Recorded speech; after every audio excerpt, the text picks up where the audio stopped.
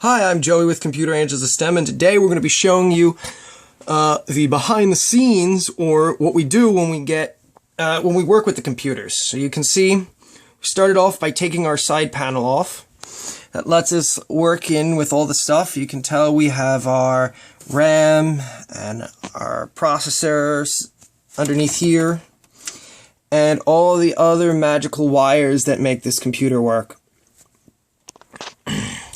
Yes, and that big green thing, that's the motherboard. Ooh, ah. Also, you can tell that we've gotten some parts. And that we've taken the old defective CD-ROM drive out. And we're going to be replacing it with this DVD drive. Hence the giant open space. So, we're going to take our DVD drive. We're going to put it in, and we're going to take a power cord, and if you look on the back of the drive, you can see that here is the power connection, and here is the SATA connection, which we're going to be talking about momentarily. So we're just going to take our cord,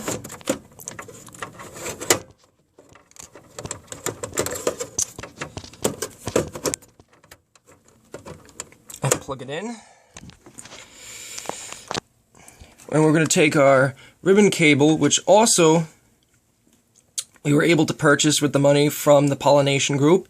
Actually, all our parts here today, and our hard drive, which is 1 terabyte, we were able to purchase through money that we got through the Pollination group.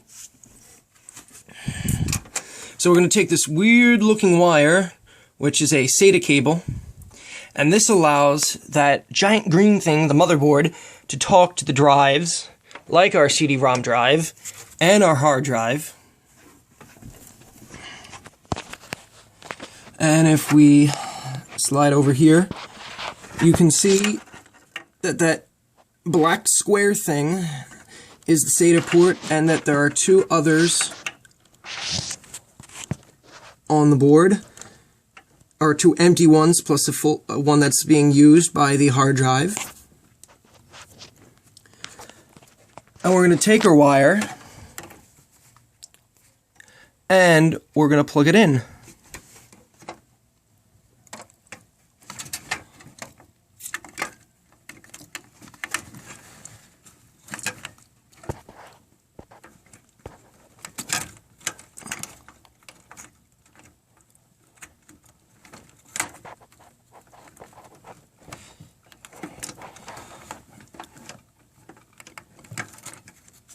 It's also quite hard to do one-handedly, so...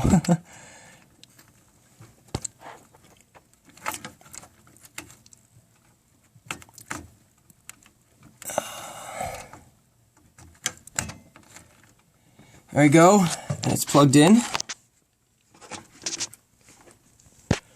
So we're going to take the other end of the cable,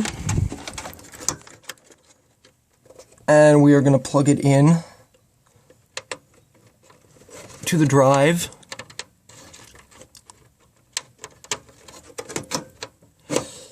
So now our computer will be able, our drive will be able to be powered, and it will be able to talk to the motherboard. So we just put in the CD-ROM drive. We also have this here.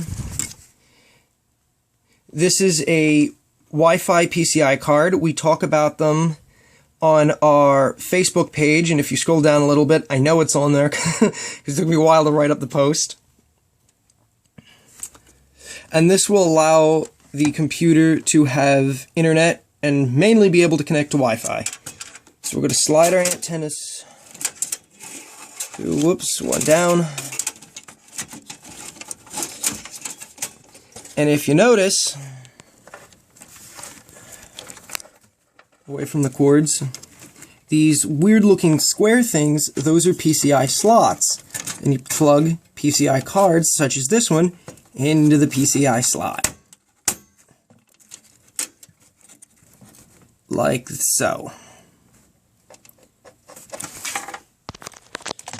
We also have our PCI express card, and this one is a USB 3.0, and that's why the connection here is a little bit smaller.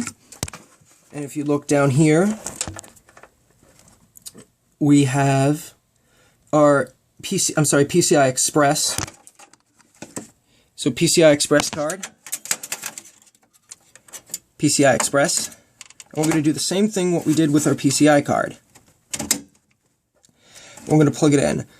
So we plugged in our Wi-Fi PCI card into the PCI socket or slot, and we plugged in our USB 3.0 PCI Express card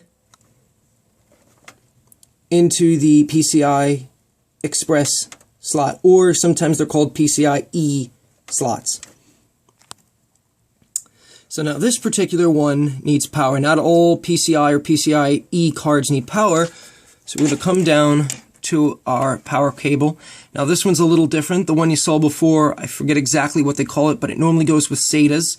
This is called a 4-pin Molex, and we're just going to plug that into the bottom or the back of the card right there.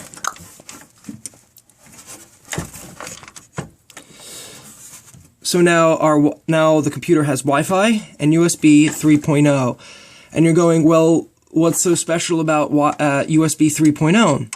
It can read up to 10 times faster than conventional USB, which is USB 2.0, which probably all your computers have. And you can tell the difference because all the USB 3 and USB 3 flash drives have that little blue lip thing there. Also, it will probably say somewhere on it that it's USB 3.0. They can transfer files up to 5 gigs a second, while traditionals can do about 480 megabytes a second. So one can do about 5 gigs, one can do about half a gig. 480 megabytes. So we pulled in all our parts. We've also bought a keyboard, and we bought a mouse. And you can see that they are PCI Express. That they are the connectors for the mouse, and they are PS2 connections. I prefer them over USB because then they don't tie up a USB cable or a USB slot or port or whatever you want to call it.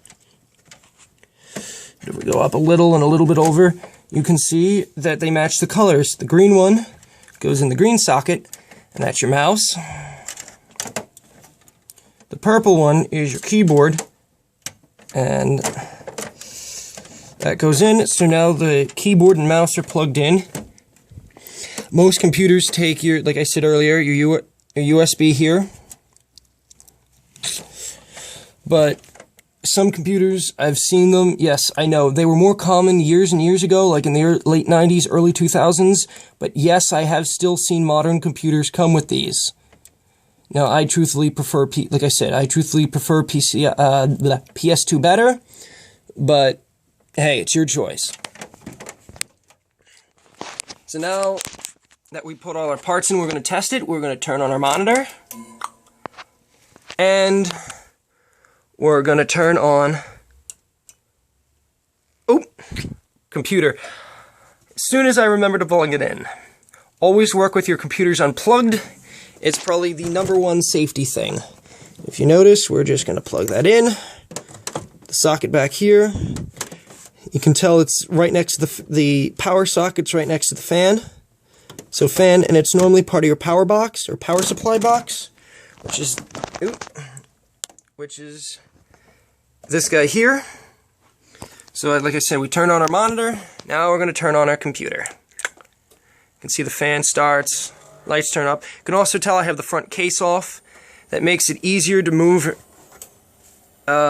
insert and remove drives. Now you can see monitor's turning on, computer's warming up.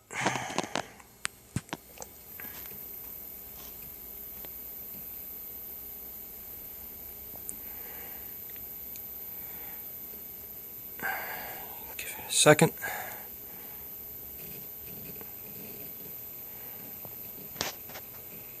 And you can see the Linux Mint logo come up.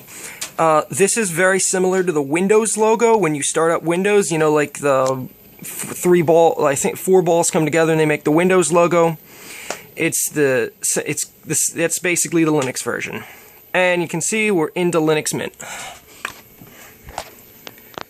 So I'm just going to log in.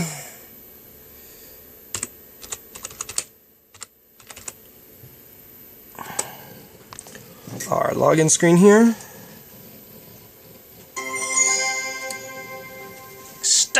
Exciting startup sound there.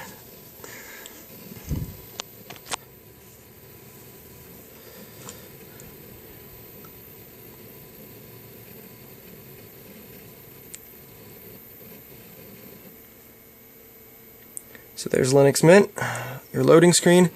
If you go to computer, you can see the hard drive here. That's the file system, which is like the operating system. There's the hard drive, our 1 terabyte drive, like we said we got through the pollination group. There's our CD-ROM drive, which we can eject. And you can also tell we have a very strong Wi-Fi signal. Looks to be about 61%. Sorry, it's a little blurry. Your Wi-Fi screen comes up. Yep, there we go. And we do it. So, and those are because of the parts we just put in. So yep, so that's what we do here at Computer Angels STEM. This is Linux Mint. We would like to thank the pollination group for all the parts, or I should say the funding for all the parts. So, yep, that's it. Hope you enjoyed.